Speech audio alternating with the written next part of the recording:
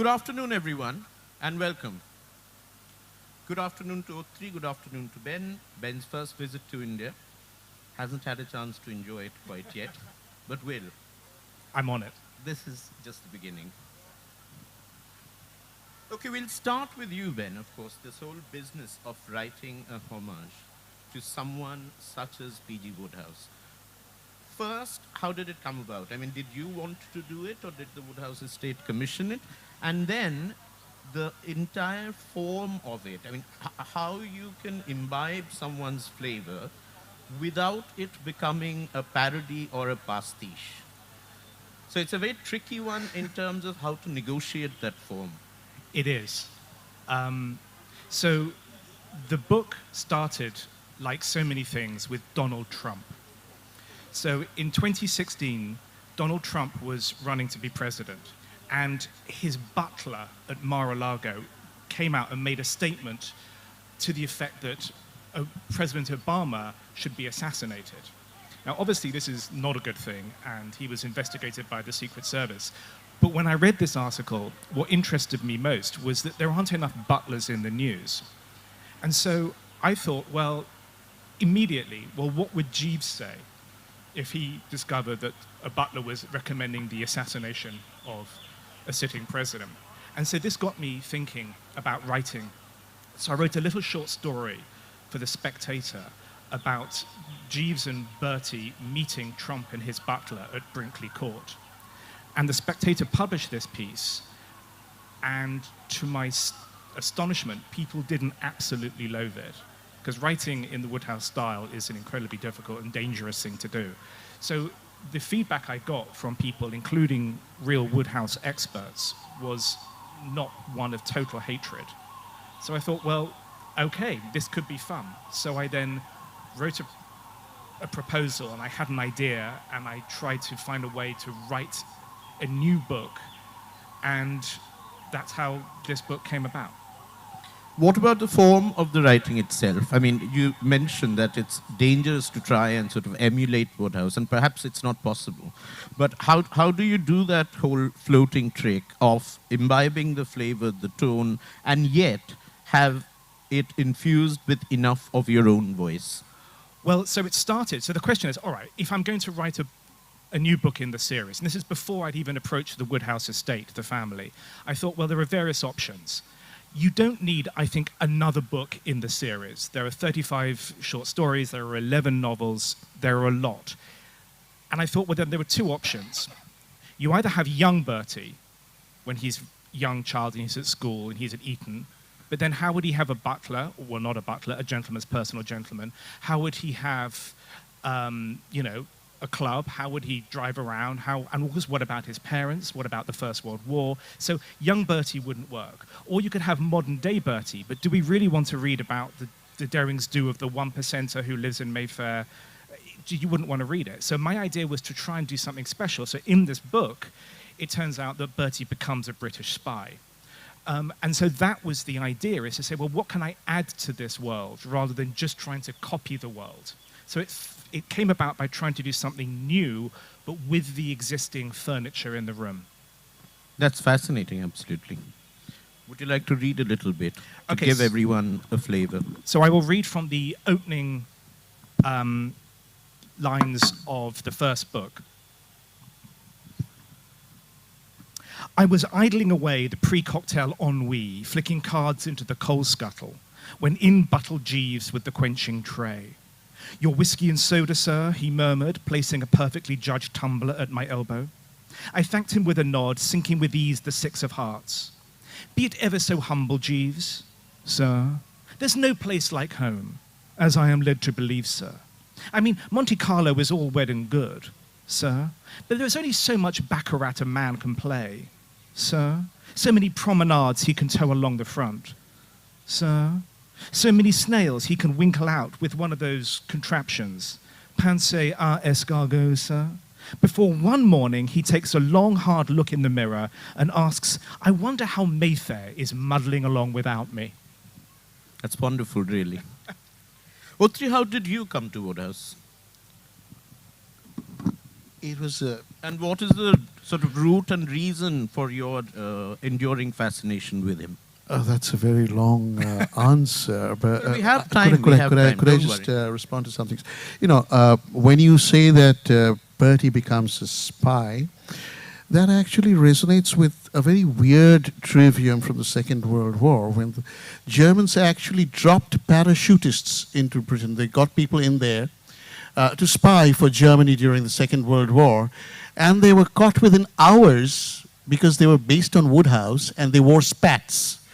So those young men in spats were entirely on the wrong side this time.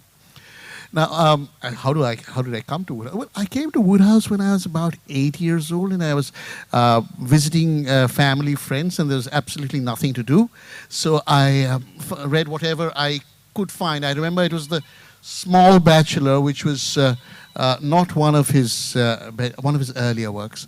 But you see, one as a child, one tends, if you're dependent on reading, you read a lot of stuff, and unfortunately, you get to hate most of it. Wodehouse, strangely enough, came across as, I don't get all of this, but this seems like fun, and it stayed with me, and I went back to it, and it became a bit of a well, not an obsession, but a bit of an idea fix. And later, when I had some ambitions of writing myself, I tried to write like Wodehouse. And I think I had sense enough that after the age of 18, I gave up.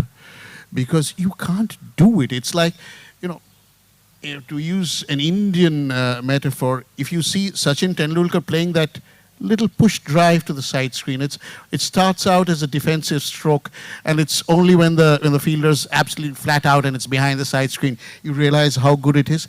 That is Wodehouse. I think to understand him, you have to understand, he did do that 10,000 hours thing. He was writing from, I think, the time he was 12 or 14.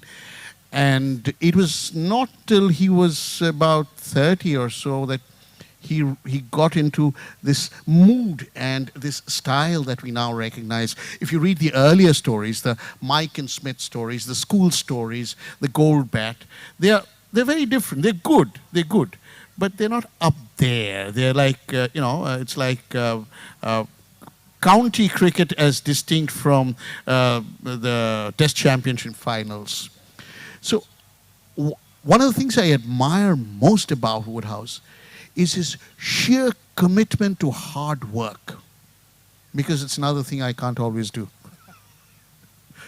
No, it's true. And there is this myth about writing, that it has to be hard and that it has to be the struggle and you have to be an artist in the garret waiting for inspiration.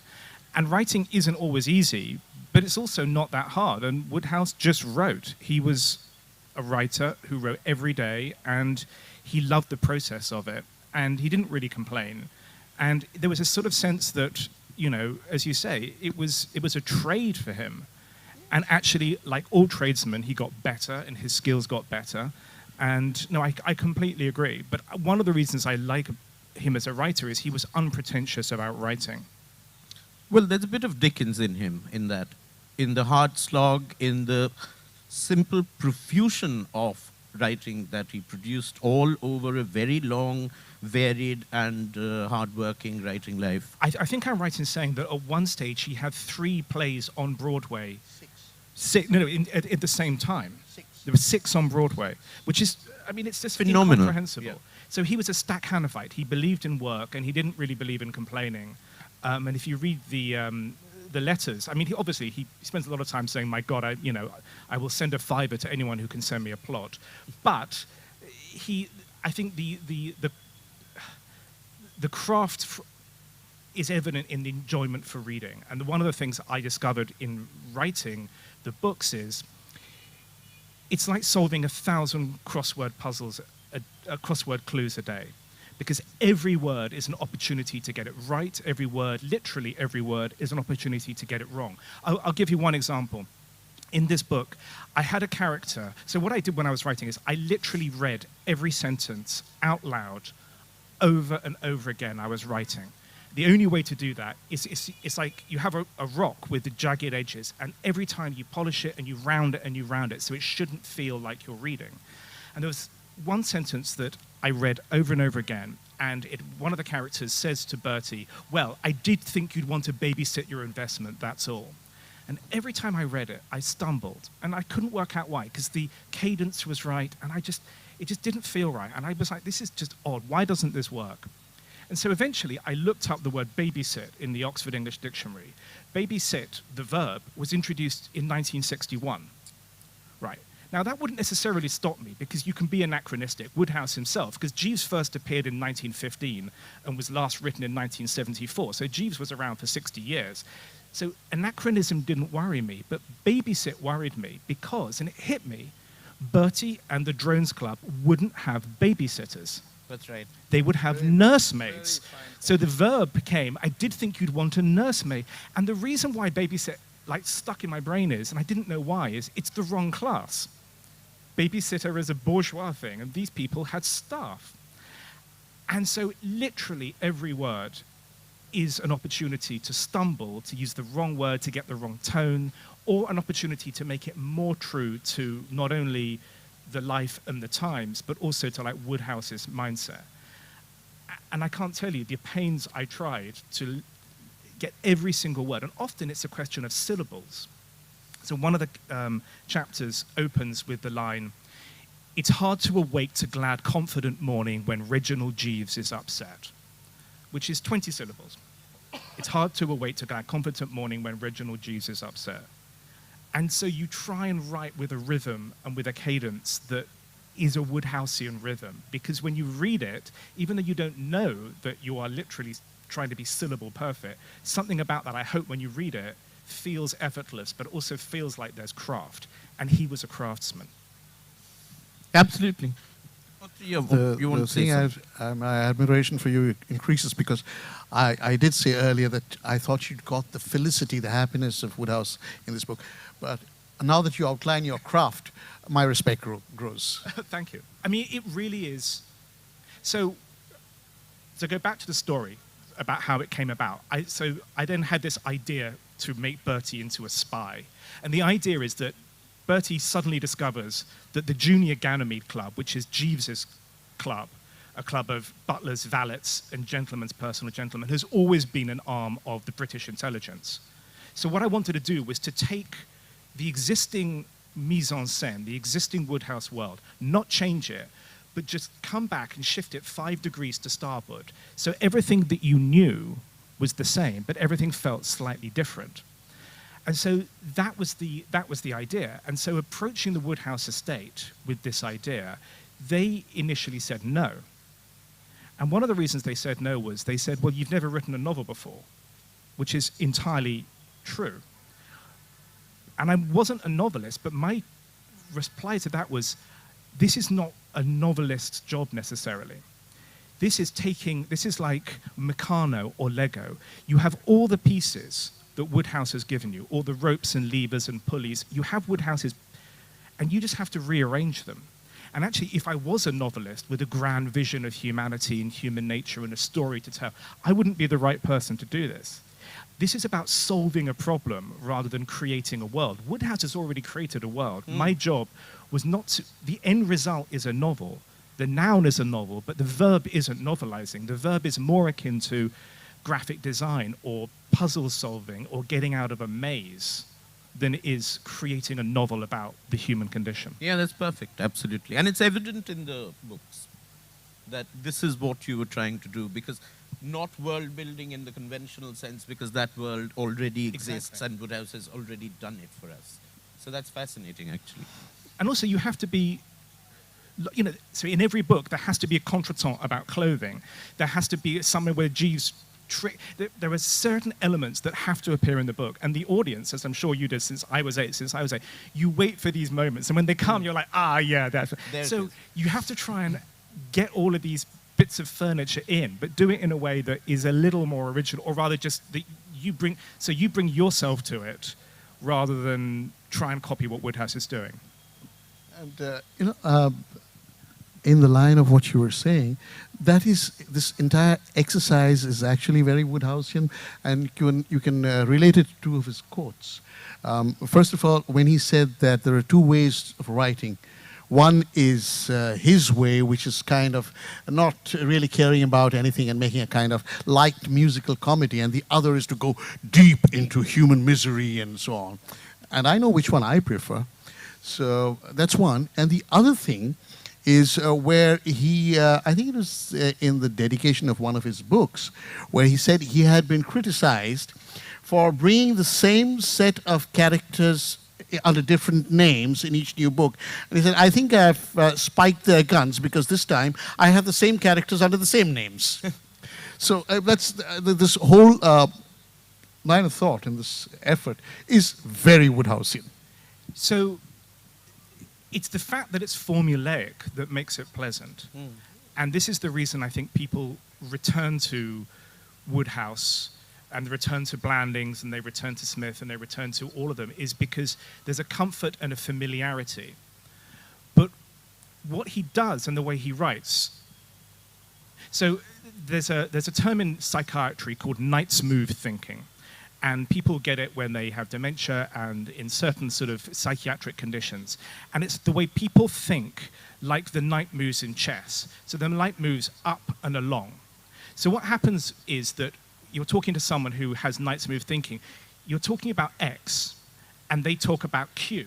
And you can't work out why they're talking about, because they've missed out the middle bit, which makes sense to them, but they don't express that.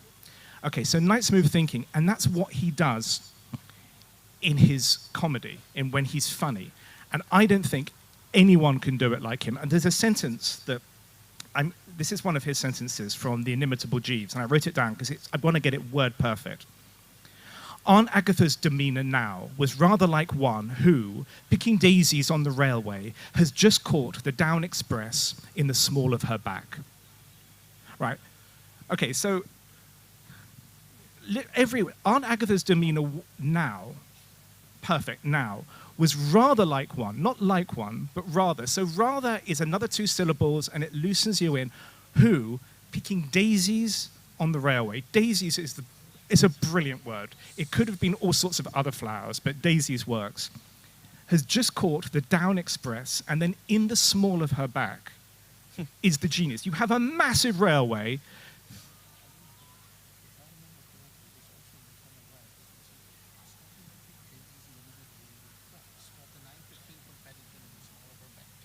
That's not. I think you've pleasingly. I'm sure he did use it again, and also he nicked lines. I mean, that great line, if this is Upper Silesia, can you imagine Lower Silesia? But in the small of her back, so you have this image of a large woman bending down, picking tiny railway daisies, massive train, small of her back, and he trips you as you're reading the sentence. You can't imagine where he's going, and it's that, and it's. So I didn't write that, and I didn't try to write like that. And there's only 3 similes in the book. That's right, yeah. So in the book, I have one where he says, I can't remember the exact line, he was like he flicked his lighter menacingly like an adolescent with designs on the hayloft or something. Because it's impossible to create similes like him. And so I had a couple to show that I was trying to play the game. You can't do it. You can't win, so don't play. He's that Absolutely, good. yeah. I wanted to know, what is it about Jeeves as a character? Because, before you, Sebastian Faulks, also blessed by the Wodehouse estate, wrote a Jeeves novel.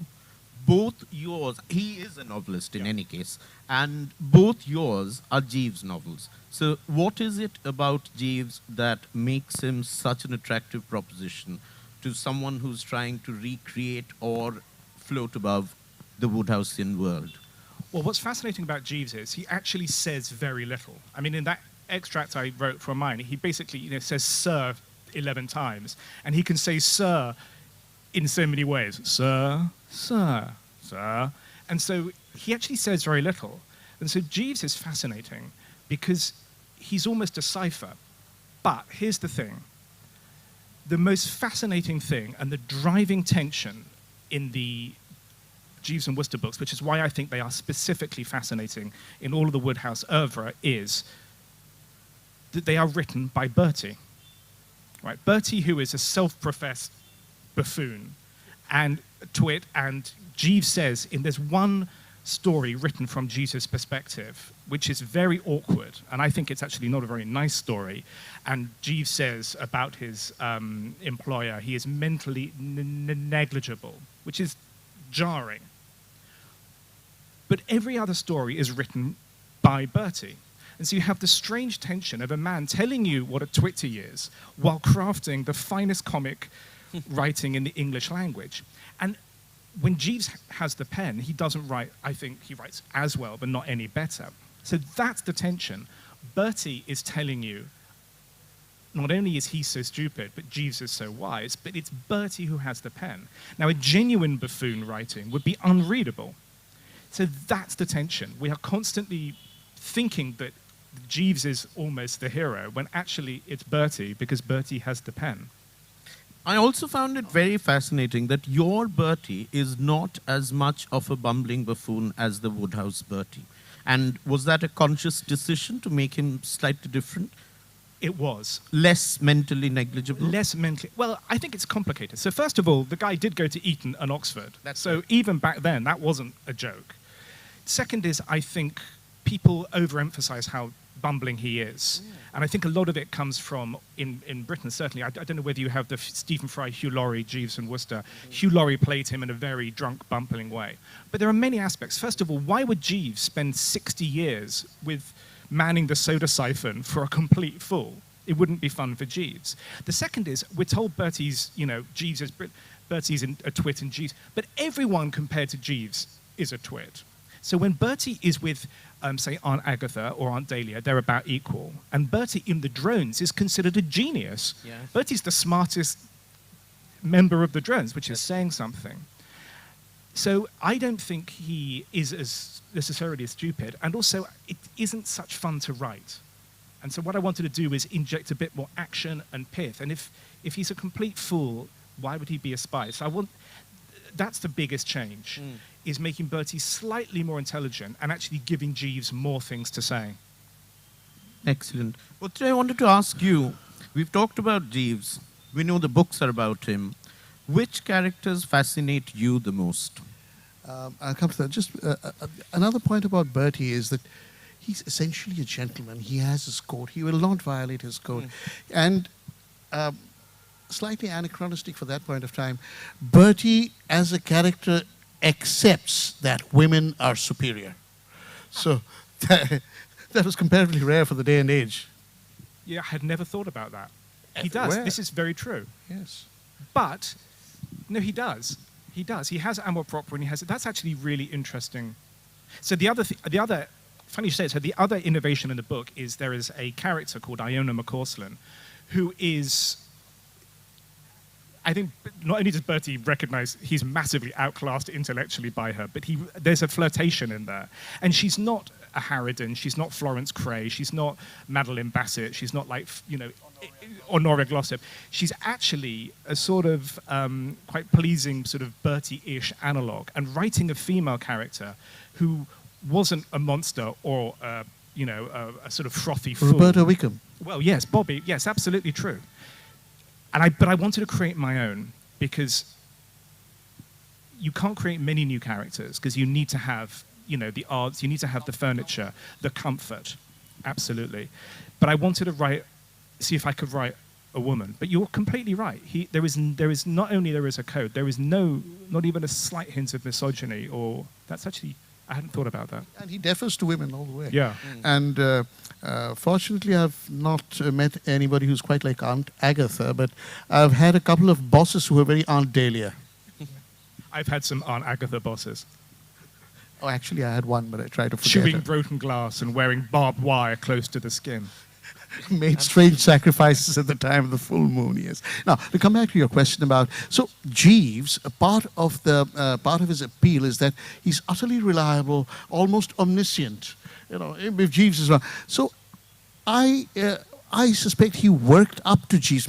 I think, personally, his finest novel was in 1921, Leave It to Smith, which has two of the greatest comic elements in any. One is, of course, if you remember the advertisement that Smith puts in the papers when he's working for his uncle who runs a fish wholesale business in Billingsgate Market, and he's sick of it. So he puts an ad in the paper saying, do you want someone to balance your books, somebody to take the dog for a walk, somebody to assassinate your aunt?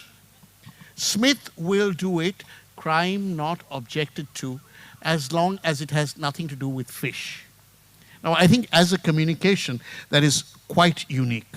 And this, of course, Leave It to Smith also has right at the end that epic scene where the efficient Baxter is chucking flower pots. And one of them, impacts rather forcefully in the small of Lord Emsworth's back. So the very vision of the efficient Baxter in lemon-colored pajamas.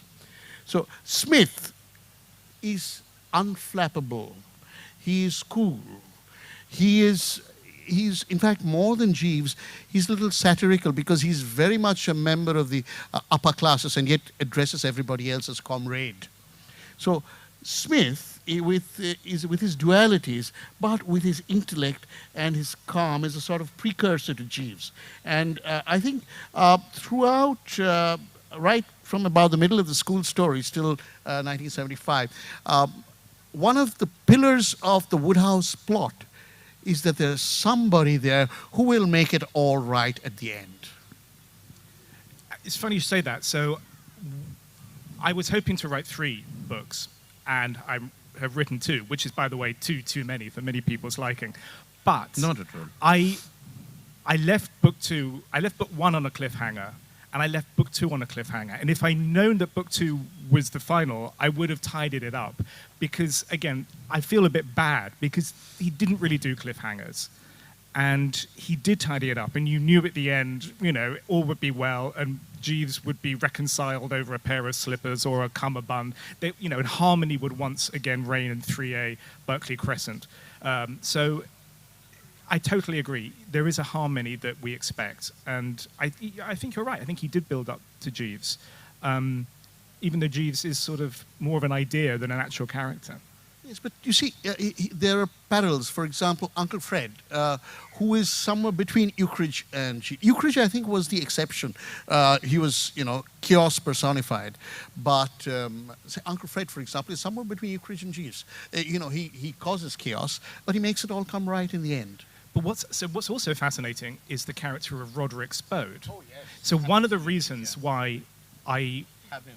one of the reasons why I felt relatively confident about creating a spy element is that Spode exists. Now, Spode is a fascist, and if you think about it, it's insane that Wodehouse introduced fascism into the world of Bertie Wooster, the most glorious sunlit. So, but, every Eden needs a snake. And it's kind of bizarre. So it was only because Spode was there, and of course the looming threat of fascism in the late 20s and early 30s, that I felt, all right, you could have this darkness, and you could make it fun. The idea of introducing fascism, if Spode hadn't been introduced, would have been anathema, I think. Absolutely, yeah. One last question before you do a bit of reading and we open it up for Q&A. It's the same question addressed to both of you. How do you think his legacy has endured in Britain? I know my good friend Robert McCrum has written a fascinating biography. Fantastic book, absolutely. But overall, how has it endured in Britain? How has it endured on the subcontinent? Well, I think it has endured in Britain, partly because of the Fry and Laurie TV series. Jeeves appeared in 1915, and he was almost an anachronism in the 20s. He's certainly an anachronism. I mean, it's almost beyond anachronism now.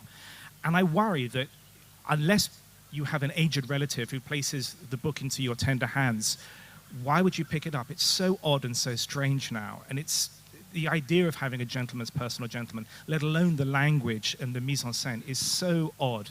So I do worry that they are going to fade. I think maybe a new TV series or a new film series, which is what everyone is now doing with all of these characters, from Sherlock Holmes down, would revivify it. But I do worry whether anyone from Gen Z is ever going to pick these books up. I think those that do will find a tremendous pleasure, which is cascaded down the generations. But the gap between, life that is lived in those pages and life that is now, is so strange, I wonder. I would tend to agree with you, but even in India, I mean, one of the things, one of the theories is that Wodehouse retains popularity in India because of the nostalgia for the Raj, possibly. But I don't think it's just that. It's just that he's so very good at what he does, and it's guaranteed to make you smile at the very least. A lot of people say this, but I really mean it. When when I'm going through a bad patch, it always helps to read a little bit of Wodehouse because Pick me up. it brings a smile to your face. It's only at a different level that you admire the craft and the language and the plotting. You do know that he would actually put the pages, the chapters around his study, where he wants it to go low, where he wants a high point, and so on. That's fantastic. But the other thing about Wodehouse is, I fear, yes, the new generation. For example, we grew up on Enid Blyton. And in retrospect, Enid Blyton has very many horrible bits of xenophobia and racism and so on, and classism, which I would say are absent from Wodehouse because he's just so good-humored about it all. He's perfectly willing to accept that the supposedly subordinate class of the valley is actually intellectually far superior to the employer, who is from the upper classes. So very many things which we've already discussed, the superiority of intellect over wealth, the natural innate respect for women. These things come through in Wodehouse to an extent that he's aged very well. He even in the 21st century. So it's a little sad that he's actually losing readership now. I think we should correct that situation. Ben, another brief excerpt before we have Q&A from the audience. Well, I was going to read this small piece. So as I said, Jeeves often doesn't have a huge amount to say in the books. So in my two, I wanted to give him a little bit more to say. And this is a strange little excerpt about language. Brief interlude, the explanation. There's a car journey and something clumps. And I use the word clump. Anyway, hopefully it will make sense. You fixed the clump. He corrected me. The clank, sir. I don't think so. It was definitely a clumping that serenaded Friday's journey. It pains me to contradict you, sir, but metal does not clump. What rot! Anything can clump or clank. The words are interwhatsitable. Sadly, sir, I must respectfully disagree. Clump is a sound made by non-metallic objects, heavy boots perhaps, or boxing gloves. Metals clink, clank, or periodically clunk. I would draw your attention to the sound of silver coins, prison shackles, and padlocks, respectively. Wordsworth, you will recall, described clunking chains as plank perfect liberty, and Tennyson penned, unlifted was the clinking latch. Glassware also clinks, sir, but only when suitably thin and hollow. You may have noticed that full bottles clunk. Thudding is noteworthy since, like clumping, it is cognate with ametallous collisions, such as horses' hooves impacting on turf. Metals only thud when striking softer surfaces. An anvil, for instance, dropped on a Persian carpet. When heavy metals like church bells percuss, they ring or clang. Smaller bells tinkle or chime, especially when observed by poets, who often concern themselves with the subjects of tintinnabulation. We drove in silence for a mile or so. Finished, Jeeves? Yes, sir. That's amazing. And I must say that I do wish you would do the audio version, because this is even so much. It's difficult. It's difficult to get Wodehouse, the kind of writing, and you do it very well. I'll wait for the audio version. I think people can live without my Scottish accent, though, which there are 3 Scottish characters. Anyway. Okay, questions? Gentleman at the back. Yes, gentleman at the back. Would you like a microphone?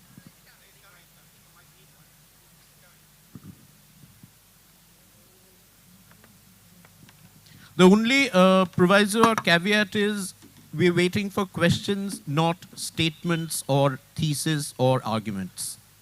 Yes. With the argumentative, indeed, it's a very real danger. Yeah. Thank you. Good afternoon. afternoon. Good afternoon. You mentioned that you had to approach the Wodehouse estate in your project. Why is that? Do you need permissions? Do they put any strictures on you? And did it help that you look and sound so much like a Bertie? Do you live in Mayfair? I aspire to live in Mayfair. So the question is, why did I approach the Wodehouse estate, and was it useful? Well, the characters are still under copyright, and I wanted to be respectful. So there are people who write fan fiction, and they publish it online. But if I was going to do it, I would want to do it with the imprimatur of the Wodehouse estate. Hello. I want to do it with the permission. I wouldn't have done it. If they said no, I wouldn't have done it. I mean, I would have written, a short story for the Spectator is one thing, but writing a whole novel, I have too much love for Wodehouse to upset his family. And they were incredibly helpful. And in fact, I went to visit Plum's step-grandson, who now runs the estate, Edward Cazalet, and he was incredibly sweet. He took me up and he showed me Wodehouse's library. I sat in Plum's chair. I saw the Bible and the complete works of Shakespeare of the great man. And, I mean, it's moving. It really is. And so I think ripping off Wodehouse would be the worst possible thing to do. Doing it with the approval of the family was the only way I'd want to do it. Any first editions you spotted? Yes, he has lots of first editions. I didn't steal any, I promise. Next. It's always the first question that comes very late. This one came promptly enough. Who's next?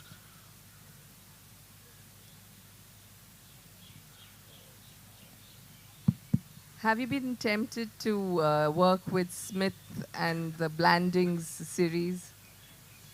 No. I mean, I know my limits. I'm amazed I had the good fortune to write one. I'm stunned they let me write a second.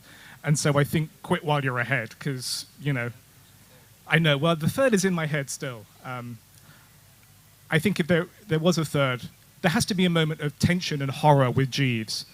And I had this feeling that if there was a third, Jeeves might discover moths, which probably would destroy him. I'm glad you mentioned both Smith and Blandings, because I personally think the short stories are the best parts of Wodehouse. And two of his stories that are often mentioned as, examples of craft are both in Blandings. One is The Crime Wave at Blandings, and the other is Lord Emsworth and the Girlfriend. And both are utterly delicious. I just wanted to ask you a small question that you have kind of answered it. Can we expect third or fourth book? This is not in my, I don't think so. This is not in my gift. As I say, I mean, 2 is probably too many. So I'm going to absolutely draw the line at 3. So the cliffhanger will remain cliffhanger? Well, if you speak to me afterwards, I can tell you what happens. For a small fee. Who's next? Yeah, gentleman over there. Lady over there. Hi. If you had to modernize Jeeves and Wooster, which is something you were just talking about, how would you imagine it? I absolutely, well, it's interesting. I don't think you can. And if you look, I'm participating in a talk in a few days' time, and I've been thinking about this. It's actually fascinating to me that if you think about some of the big TV series at the moment, you have Billions and Succession and White Lotus and the Triangle of Sadness. Actually, people don't want to see happy, wealthy people. They want dark, dismal horror happening to them. And so I don't think you can be funny about the 1% or the 0.1% in the way, because the world has moved on and we're too aware of it. So it's interesting. I think if I was to write it now, it would be a lot darker and a lot less fun. And I would want to write a proper satire than a joyful homage. Would you consider setting him in a country other than the United Kingdom, where perhaps the setting would be more realistic or more contemporary? So, say India. Well, obviously, I'm hugely unqualified. This is my day 2 in India. But what's interesting is, so there are stories set in New York, set in America. To my ear, I don't think they work as well. I think you want him in Mayfair, you want him in Brinkley Court, you want him maybe, but at the home counties, maybe Scotland at a stretch. I think it's a formula. I don't know whether you agree, whether there's an Indian Jeeves to be written. I think so. When you talk about setting these stories in the mind, I think one of the easiest tropes is who could play that. So moving on from Fry and Laurie, and I agree with you that Laurie really wasn't. Stephen Fry was rather good, but Laurie wasn't. So Stephen Fry is always rather good. always, oh, amazing. But the other Hugh, maybe Hugh Grant as Bertie. And if you have to move on from Stephen Fry, how about the gentleman who plays Lord Grantham in Downton Abbey? Hugh Bonneville, is that the name? Yeah, so he could be Jeeves. So yes, and then you think, how would it go? And Downton Abbey is not all that dark, but people lap it up. My wife sat and watched something like 6 seasons in 2 weeks. Utter Benedict horror. Cumberbatch could play anyone. Well, here's the thing about modern actors is that you have to have the cheekbones. And all modern actors, you need to have that absolutely carved. Benedict Cumberbatch does. The problem about all of these people is they're too old. We forget Bertie is probably in his 20s, and Jeeves is probably 7 or 8 years older than him. Jeeves is not an aged retainer. He's actually quite young, certainly considered now. Yeah, but Bertie sort of ages agelessly through the books, So he accumulates experience and so on, and he's kind of ageless. He's one of those bachelors who carries through life, goes on through life without really aging chronologically. He's ageless. I still think he's below 35, possibly below 20. And the other point about setting it in India. It would be a fantastic idea. I mean, there have been attempts to put a very British yes minister into an Indian context, and it almost worked. Not quite, but it almost worked. So if you stay with us, you should write it. The yes minister would be more appropriate, considering I'm a bureaucrat. But if we can persuade you to stay on in Almora or Darjeeling for 6 months, maybe you could try. Next question.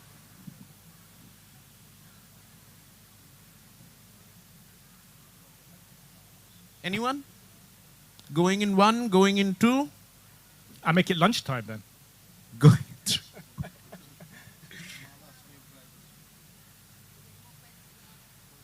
No more questions. Thank you very much. Thanks for coming. Hope you enjoyed yourself. Thank you very much.